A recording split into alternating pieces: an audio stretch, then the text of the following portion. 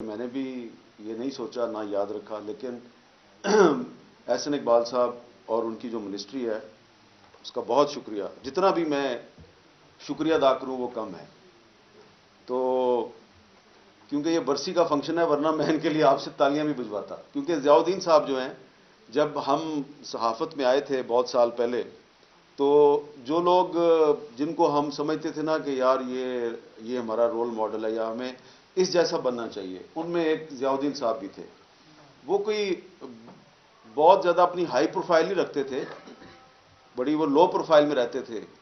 لیکن ہم ان کی جو خبریں پڑھتے تھے، جیسا کہ بتایا گیا آپ کو، ان کو یہ اعزاز حاصل ہے کہ وہ پاکستان کے جو 3 بڑے انگریزی اخبارات ہیں،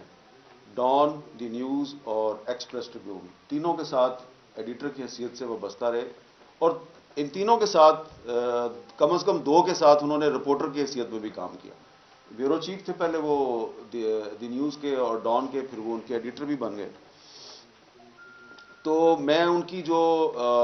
پروفیشنل انٹیگریٹی ہے اور ان کی جو پروفیشنل سکلز ہیں اس کا عینی شاہد ایسے ہوں کہ یہ جو منسٹری ہے جہاں پہ آج ان کا فنکشن ہو رہا ہے ان کی یاد میں، تو اس منسٹری میں میں بھی ان کے ساتھ آیا جایا کرتا تھا۔ اس کے علاوہ کیو بلاک میں جو منسٹری آف فائنانس ہے وہاں پہ بھی ہم آیا جایا کرتے تھے۔ تو ان کی ایک کوالٹی ہوتی تھی کہ ہم نوٹس لیتے تھے، اور ضیاء الدین صاحب عام طور پہ وہ نوٹس نہیں لیتے تھے، وہ بلکہ ان کو تمام چیزیں پہلے سے پتہ ہوتی تھی، فیکٹس فگرز ان کو سارے یاد ہوتے تھے، اور کبھی بریفنگ دینے والے منسٹر صاحب یا کوئی ہائی آفیشل جو ہے وہ فگرز، جب آپ کو پتہ ہے نا ہم کہتے ہیں جگلری آف فگرز، اعداد و شمار کی ہیرا پھیری،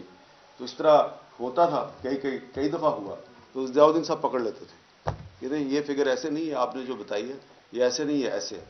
تو اس سے ہمیں اندازہ ہوتا تھا کہ ضیاء الدین صاحب جو ہے نا وہ ان کو ہر چیز کا پلاننگ اور اکانومی اور منسٹری آف فائنانس، یہ ان کی اسپیشلٹی تھی، ان کو سب پتہ ہوتا تھا۔ تو لیکن جو سب سے زیادہ مجھے ان کی جو سیاسی بصیرت تھی اس سے میں امپریس اس طرح ہوا،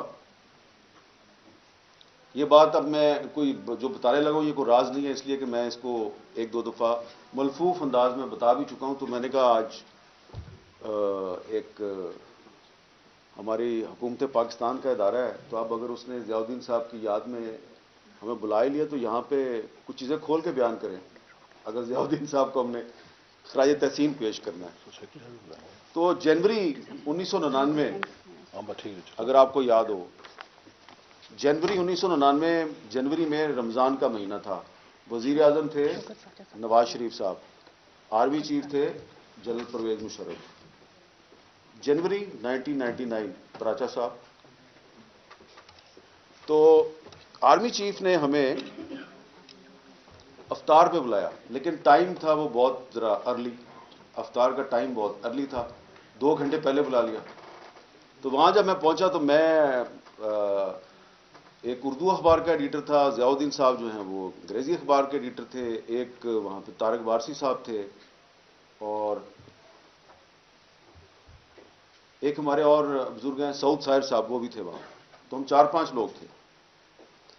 تو وہاں پہ آرمی چیف نے جنرل عزیز ان کو بلایا ہوا تھا، اور انہوں نے ایک دیوار پہ نقشہ لگایا ہوا تھا، تو انہوں نے ہمیں بریفنگ دینی شروع کر دی کہ اگر ہم یہ والی روڈ بند کر دیں اور اس پہاڑی پہ قبضہ کر لیں تو ایسے ہو جائے، تو ایسے ہو جائے، تو 3 دن میں کشمیر آزاد ہو جائے گا۔ تو میں تو سیدھی سی بات ہے، میں بڑا آئی واز تھرلڈ، میں نے کہا اچھا سر آپ 3 دن میں کشمیر آزاد کرا لیں گے؟ میں نے کہا ہاں جی، یہ نواز شریف صاحب ہمیں اجازت دے دیں، ہم نے یہ بات 3-4 چوٹیوں پہ قبضہ کرنا ہے، 5-6 سڑکیں بلاک کرنی ہے، کشمیر آزاد ہو جائے گا۔ میں نے کہا جی وہ تو بڑی زبردست بات ہے۔ ضیاء الدین صاحب بالکل میرے ساتھ بیٹھے تھے جس طرح، انہوں نے مجھے نیچے سے ٹھٹا مارا، چپ کر، چپ کر گیا۔ تو وہ بریفنگ جاری ہے، تو وہ بریفنگ دراصل کارگل پلان کے بارے میں تھی، یعنی کہ وہ یہ نہیں بتا رہے تھے کہ ہم یہ کر چکے ہیں، وہ بتا رہے تھے کہ اگر ہم یہ کر دیں تو پھر جب دوبارہ بات ہوئی، تو اب کیونکہ میں ایک دفعہ اس کے بارے میں ذرا پسندیدگی کا جیسچر دے چکا تھا، تو وہ مشرف صاحب بار بار میری طرف دیکھتے تھے، تو پھر کیا خیال ہے آپ کا؟ میں کہا جی بالکل ٹھیک ہے۔ ضیاء الدین صاحب نے پھر نیچے سے ٹھٹا مارا مجھے، چپ کر. اب میں نے تھوڑا مائنڈ بھی کیا, اب وہ میرے بزرگ بھی تھے, میں ان کی بڑی عزت بھی کرتا تھا, وہ مجھے ٹوک بھی نہیں سکتے. تو پھر انہوں نے سوچا کہ میں اب اس کو حامد میر کو کیا سمجھاؤں, تو میں اس کو کیوں نہ سمجھاؤں جو بریفنگ دے رہا ہے. انہوں نے کہا دیکھیے جنرل صاحب,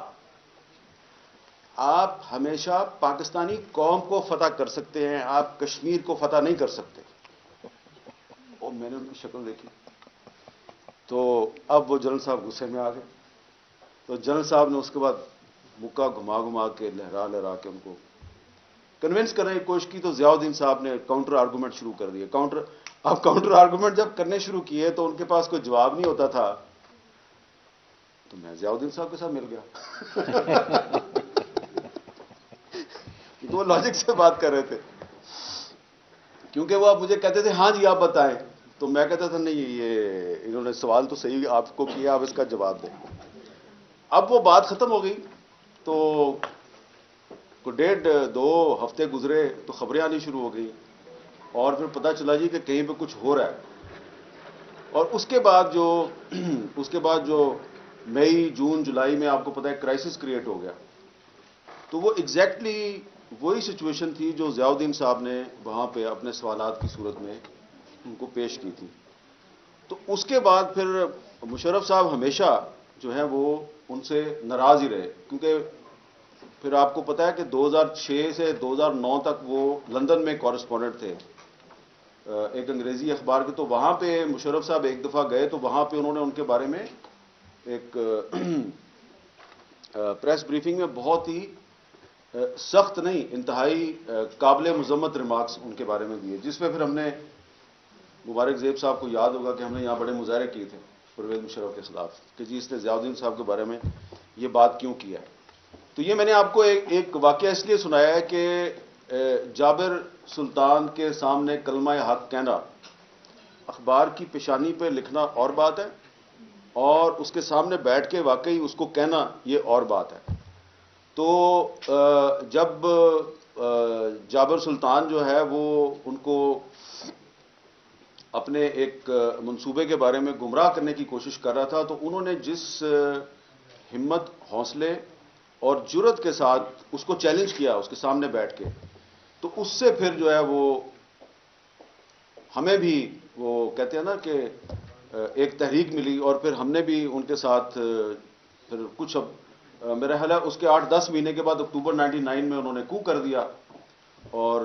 پھر ضیاء الدین صاحب جو ہیں وہ اس کے بعد ایک طرح کا مارشل لا لگ گیا, لیکن اس کے باوجود وہ جو ہیں جہاں بھی ان کو موقع ملتا تو ان سے اسی لب و لہجے میں وہ بات کرتے تھے. تو اس لیے ضیاء الدین صاحب جیسے جو صحافی ہیں وہ ہمارے لیے مشعل راہ ہے. یہ بات کہنے کی نہیں ہے, یہ تو میں آپ کو اپنا ایک تجربہ بتا رہا ہوں کہ کس طرح ضیاء الدین صاحب جو ہیں انہوں نے اپنے وقت کا جو ایک ڈکٹیٹر تھا اس کو پاکستان کے اندر نہیں پاکستان کے باہر بھی اس کو چیلنج کیا, لیکن ایک جو ان کی خواہش تھی وہ ہم پوری نہیں کر سکے. میں ضیاء الدین صاحب کے بارے میں بڑی لمبی گفتگو کر سکتا ہوں کیونکہ ان کے ساتھ اتنا وقت گزرا ہے, لیکن لمبی بات نہیں کروں گا. ایک ان کی آخری خواہش پوری نہیں ہوئی, اور وہ میں ضرور اس کا ذکر کرنا چاہتا ہوں. ان کی آخری خواہش یہ تھی ضیاء الدین صاحب کی کہ Pakistan federal union of journalist کے بہت سے گروپس جو ہیں یہ اکٹھے ہو جائیں. اچھا, میں ان سے اکثر پوچھتا تھا کہ یہ آپ اتنا ڈیفیکلٹ کام یہ کیوں کرنا چاہتے ہیں, تو ان کے پاس اس کا ایک پورا ایک ان کے پاس ریزننگ تھی. وہ کہتے تھے کہ یار آپ کو پتہ ہے کہ یہ جو پاکستان کا جو طاقتور ایک طبقہ ہے یا اسٹیبلشمنٹ ہے, اس نے پولیٹیکل پارٹیز کو بھی تقسیم کیا ہوا ہے, پولیٹیکل پارٹیز میں بھی گروپ بنائے ہیں, اور اس نے پی ایف یو جے کو بھی تقسیم کیا ہوا ہے. اور پی ایف یو جے کے بارے میں ان کا یہ خیال تھا کہ اس کو جنرل ضیاء الحق کے زمانے میں اس لیے تقسیم کیا گیا کہ جب 1977 میں مارشل لا لگا تو پی ایف یو جے نے پولیٹیکل پارٹیز سے پہلے ہی بحالی جمہوریت اور آزادی صحافت کی تحریک چلا دی تھی. ایم آر ڈی جو ہے movement for restoration of democracy, یہ بنی تھی 1983 میں, لیکن پی ایف یو جے نے ضیاء الحق کے خلاف تحریک شروع کر دی 1978 میں. اور کیسے تحریک شروع کی کہ گرفتاریاں دینی شروع کر دی. کوئی پولیٹیکل پارٹی جو ہے وہ گرفتاریاں نہیں دے رہی تھی, تو پی ایف یو جے نے گرفتاریاں دینی شروع کری. تو ضیاء الدین صاحب ہمیں کہا کرتے تھے کہ یہ جو پی ایف یو جے ہے اس کو پھر ضیاء الحق کے زمانے میں تقسیم کیا گیا, اس کے 2 گروپ ہوئے. پھر مشرف آیا تو اس کے 3 گروپ ہو گئے. پھر مشرف چلا گیا تو غیر اعلانیہ مارشل لا چلتا رہا, اس کے 4 گروپ ہو گئے. تو ان کو اکٹھا کرنا بڑا ضروری ہے, ورنہ جو ہماری لیگیسی ہے وہ ختم ہو جائے گی. تو اس کے لیے پھر انہوں نے ایک کمیٹی بنائی. اس کمیٹی میں رحیم اللہ یوسف زئی صاحب بھی شامل تھے, اور پھر اس کی بڑی میٹنگز ہوئی, کبھی لاہور میں, کبھی اسلام آباد میں, کبھی کراچی میں, کبھی پشاور میں. آخری پشاور میں ہوئی تھی. تو اس کے بعد جب وہ آئے تو ہمارا خیال تھا کہ ضیاء الدین صاحب نے ایک امپاسبل کو پاسبل کر دکھایا ہوگا. تو جب میں نے ان سے میٹنگ کی, اور کیونکہ میں بھی بڑا انتظار کر رہا تھا اور ہمارا بھی خیال تھا کہ ضیاء الدین صاحب بہت بڑا بریک تھرو کر دیں گے, تو ضیاء الدین صاحب نے مجھے کہا یار یہ جو ہے نا مسئلہ وہ یہ ہے کہ ایک تو جنہوں نے اس کو تقسیم کیا تھا ان کا اثر بہت ہے, ایک تو وہ اس کو یونائٹ نہیں ہونے دے رہے, اور دوسرے یہ جو ہے نا یہ مالکان جو ہے نا ٹی وی چینلز اور اخبارات کے مالکان یہ بھی نہیں چاہتے کہ یہ اکٹھا ہو, کیونکہ اس سے ان کو بھی بڑا نقصان ہوگا. اور پھر اس کے بعد کچھ ایسے واقعات ہوئے جن کا میں نے ابھی مشورہ کیا تھا وی سی صاحب سے. میں ان کو وی سی صاحب کہتا ہوں کہ میں نے ان سے ابھی مشورہ کیا کہ میں یہ والی بات کروں, تو انہوں نے کہا نہیں یہ نہ کرو, تو میں وہ والی بات نہیں کر رہا. تو اس کے بعد جو ہمارے کچھ لیڈر صاحبان ہیں انہوں نے پھر ضیاء الدین صاحب کے ساتھ کافی نامناسب رویہ اختیار کر لیا, کیونکہ وہ انسسٹ کرتے تھے کہ آپ کو یونٹی کی طرف جانا چاہیے.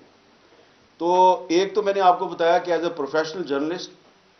وہ ہمارے لیے رول ماڈل تھے, اور بڑے بہادر آدمی تھے. ان کی تحریر میں بھی کاٹ تھی, ان کی گفتگو میں بھی کاٹ تھی. وہ کسی پارٹی کے ساتھ کھڑے نہیں ہوتے تھے, وہ صرف سوال کرتے تھے, اور سوال وہ ہر کسی سے کرتے تھے. یہ بھی میں آپ کو بتا دوں کہ ان سے ہر حکومت ناراض رہتی تھی. صرف پرویز مشرف ناراض نہیں رہتا تھا, بلکہ ایک دفعہ جہاز میں پرائم منسٹر بے نظیر بھٹو صاحبہ جو ہیں وہ پرائم منسٹر تھیں, تو ضیاء الدین صاحب نے کوئی بات کر دی تو وہ ان سے بھی وہ بھی ناراض ہو گئی. اور اسی طرح ایک اور مجھے یاد ہے کہ ایک دفعہ نواز شریف صاحب جو ہیں وہ انہوں نے کھل کے ناراضگی کا اظہار نہیں کیا, لیکن ان کا چہرہ سرخ ہو گیا ان کا سوال سن کے, تو پتہ لگ جاتا ہے آدمی. تو وہ پارٹی کے ساتھ کھڑے نہیں ہوتے تھے, وہ اپنے اصول کے ساتھ کھڑے ہوتے تھے. پارٹیوں کی پالیسی بدل جاتی تھی, لیکن ضیاء الدین صاحب کا اصول نہیں بدلتا تھا. اور ہمیشہ وہ ایک سوال ایسا کرتے تھے کہ اگر اس کا جواب نہیں آیا تو پھر فالو اپ کوشچن, پھر فالو اپ کوشچن. تو